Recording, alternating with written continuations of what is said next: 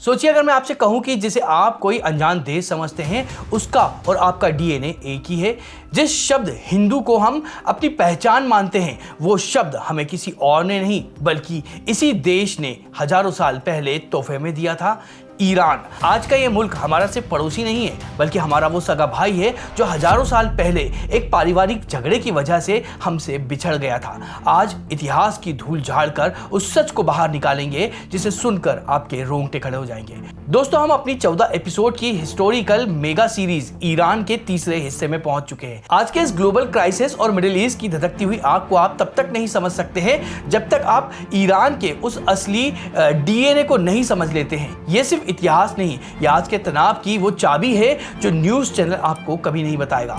आज के दौर में ईरान का नाम आते ही टीवी पर जलते हुए झंडे, तेल के टैंकर और ग्लोबल टेंशन की खबरें दिखाई देती हैं। लेकिन क्या आप जानते हैं कि हजारों साल पहले इस जमीन को ईरान नहीं बल्कि आर्य नाम खसध्रम कहा जाता था। इसका सीधा मतलब है आर्यों का साम्राज्य, वही आर्य जिन्हें हम अपना पूर्वज मानते हैं। आपको याद होगा पहले एपिसोड में हमने देखा था कि ईरान का भूगोल एक ह्यूमन ब्रिज की तरह था। आर्यों का सैलाब, वो विशाल ग्रुप दो हिस्सों में बट गया। एक हिस्सा भारत की सप्त सिंधु नदी में और दूसरा हिस्सा ईरान के पठारों मतलब प्लेट्यूज में। मतलब हम और वो एक ही जड़ से निकली दो टहनियां हैं। पर क्या हमारे पास इसका कोई ठोस सबूत है? वो सबूत छिपा है उस चीज में जिसे हम रोज इस्तेमाल करते हैं, हमारी भाषा में। जो दर्शक हमारी सीरीज को शुरू से फॉलो कर रहे हैं उन्हें याद होगा कि एपिसोड 1 में हमने ईरान को एक ह्यूमन ब्रिज कहा था। आज आपको समझ आ रहा होगा कि कैसे उसी ब्रिज ने हम भारतीयों और ईरानियों के इतिहास को हमेशा के लिए एक ही धागे में पिरो दिया था। इतिहासकार कहते हैं कि अगर आपको किसी के पूर्वजों का पता लगाना है तो उसकी भाषा के डीएनए को चेक करो। प्राचीन भारत में हम संस्कृत बोलते थे और पुराने ईरान में अवेस्ता भाषा चलती थी। इन दोनों भाषाओं में इतनी समानता है कि अगर उस वक्त का कोई ईरानी भारत आता तो उसे ट्रांसलेटर की जरूरत नहीं पड़ती। संस्कृत का मात्र फारसी में मादर बन गया, पितृ बन गया पीदर और भात्र बन गया ब्रादर। ये महज इत्तेफाक नहीं था, ये उस एक साझी विरासत का प्रमाण है। इतना ही नहीं, हमारे वेदों की सप्त सिंधु नदी को ईरान के सबसे पुराने ग्रंथ अवेस्ता में भी हप्त हिंदू कहा जाता था।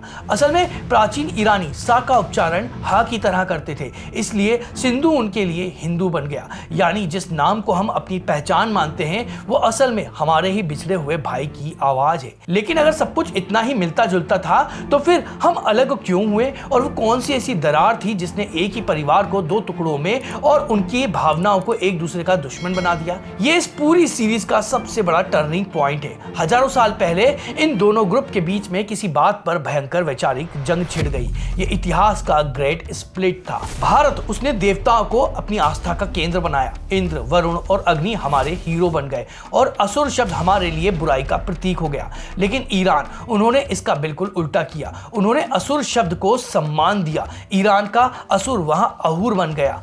उनके सबसे बड़े भगवान का नाम है अहूरा मजदा, यानी सबसे बुद्धिमान ईश्वर।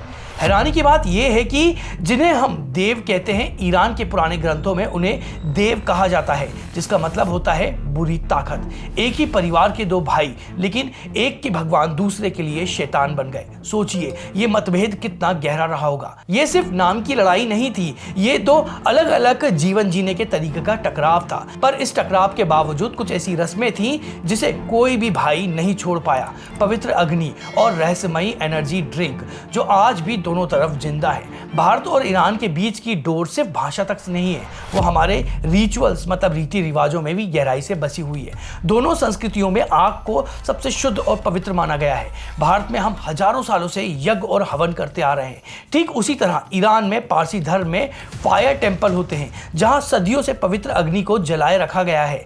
आग की गवाही देना और उसे ईश्वर का रूप मानकर हजारों सालों से पूजना, ये उनका संस्कार है। अब बात करते हैं उस रहस्यमय चीज की जिसका जिक्र ऋग्वेद में बार बार आता है, सोमरस, देवताओं का वो पेय जिसे पीकर असीमित ऊर्जा मिलती है। हैरानी की बात यह है कि ईरान के ग्रंथ अवेस्ता में भी ठीक इसी चीज का जिक्र है जिसे वो होम कहते हैं। साइंटिस्ट मानते हैं कि यह एफेड्रा नाम के खास पौधे से बनाया जाता था जो आज भी दोनों इलाकों में पाया जाता है। इतना ही नहीं, सनातनी परंपरा का जनेऊ मतलब उपनयन और फारसी धर्म का नवजोत मतलब कुश्ती बिल्कुल एक जैसा है।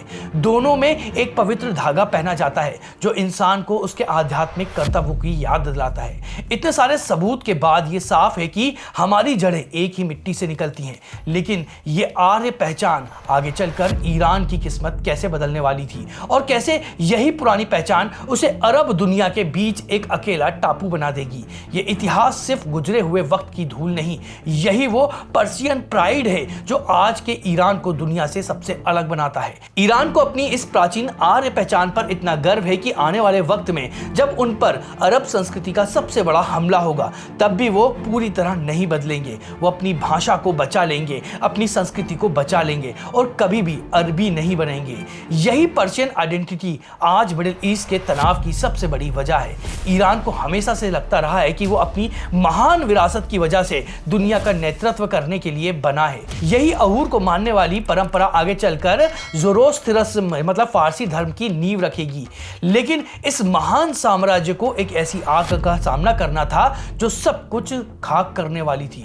एक महान योद्धा जिसे दुनिया सिकंदर कहती है। सिकंदर ने जो तबाही मचाई, उसने ईरान के मन में वेस्ट के प्रति वो नफरत और डर भर दिया जो 2000 साल बाद CIA के तख्तापलट के वक्त फिर से बाहर निकल आया। कैसे सिकंदर की लगाई आग ने आज के ईरान और अमेरिका की दुश्मनी की स्क्रिप्ट लिखी थी और कैसे ईरान का ये प्राचीन धर्म पूरी दुनिया के रिलीजन सिस्टम को बदल देगा, ये सब हम देखेंगे अपने अगले एपिसोड में। इतिहास अभी बहुत गहरा है तो जुड़े रहिएगा। और आपको स्क्रीन पर अभी अगले एपिसोड का वीडियो दिख रहा होगा तो आप उस पर क्लिक कर सकते हैं। इसके साथ में उसका लिंक मैं अपने डिस्क्रिप्शन और कमेंट पिन में भी डाल दूंगा, तो आप वहां पे भी इसका अगला एपिसोड देख सकते हैं। और वीडियो अगर आपको पसंद आया तो उसको लाइक करिएगा, कमेंट को स्वैप करके हाइप नाम का बटन है उसको भी दबाइएगा और साथ में हमारे चैनल को सब्सक्राइब करिएगा। तो चलिए मिलते हैं इस वीडियो के अगले पार्ट में।